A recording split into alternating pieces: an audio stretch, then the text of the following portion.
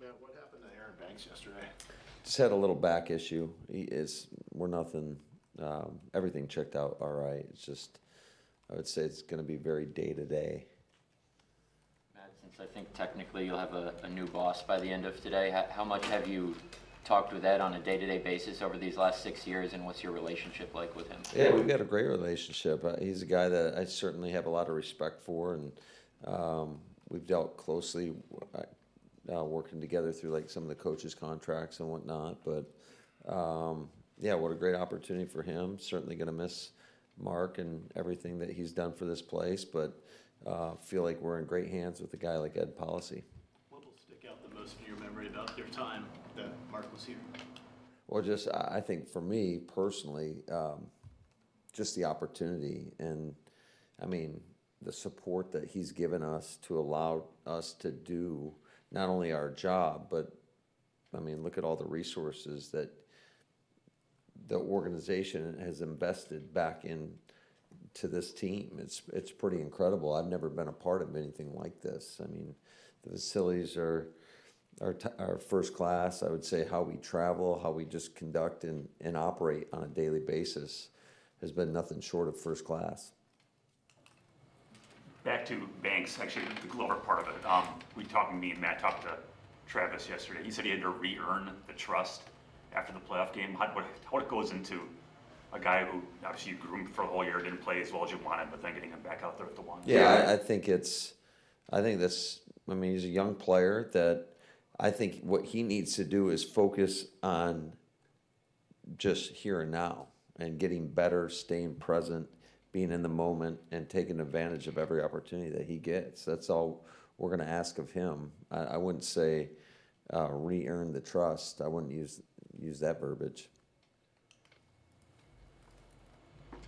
Going 100% now, you're in camp. Did 22 have some impressive plays for you when you watched the tape yesterday from Matthew Golden? Yeah, he's doing some nice things.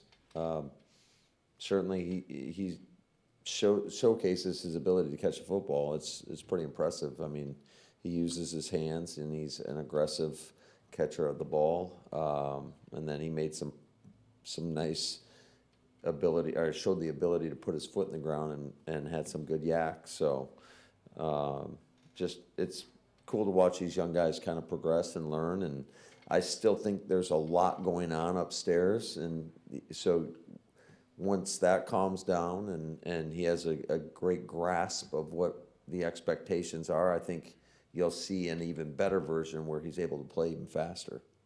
How has Savion Williams acclimated to the offense and what you're asking of him since he's gotten here?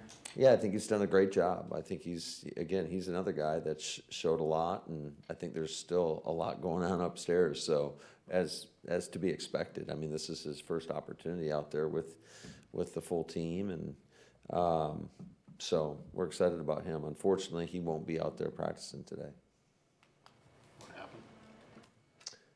Yeah, you can ask Wallers about that. What do you think of the 2 years you've seen from Rasheed Walker on the blind side, what he's been able to do? Yeah, I think there's been some really good moments, and I think there's some moments where we expect more, and I think he's certainly capable, and he's shown the capabilities, and I think that's why we have high expectations for him. He's got everything that you'd ever want, and in a tackle, whether it's left tackle, right tackle, he's got the size, the athleticism. He's not afraid of hard work. He's put in, like, he looks great. I think for him, it's just the consistency to do it down in and down out, and not only that, but at an elite level, which I think he's fully capable of doing. You said his body looks a little different this year. I'm just wondering, with all the time he missed last year, how much has he grown just in terms of... Oh, we'll find out once we get pads on. That's the thing, and I know you guys like to, make decisions quickly, but we don't have pads on. So I think we'll see that when we get pads on. I asked Jordan this the other day, Jordan Love. So in your division, a lot of change. Vikings with a new quarterback, Lions with 2 new coordinators, new coaching staff in Chicago. Your staff is back, your core players are back. Is that a little bit of an advantage for your team in your division starting off the season? I don't think so. I think every year's a new year, and you got to earn it every year. So it's about the work that we do on a daily basis and how intentional we're going to be and the progress that we got to show. Because last year, you speaking about the division, it wasn't good enough. So there's a lot of room for growth and improvement from us, and we can't worry about those other teams. We got to worry about ourselves and try to be the best that we can be. That's good. Thank you, sir. See you out there.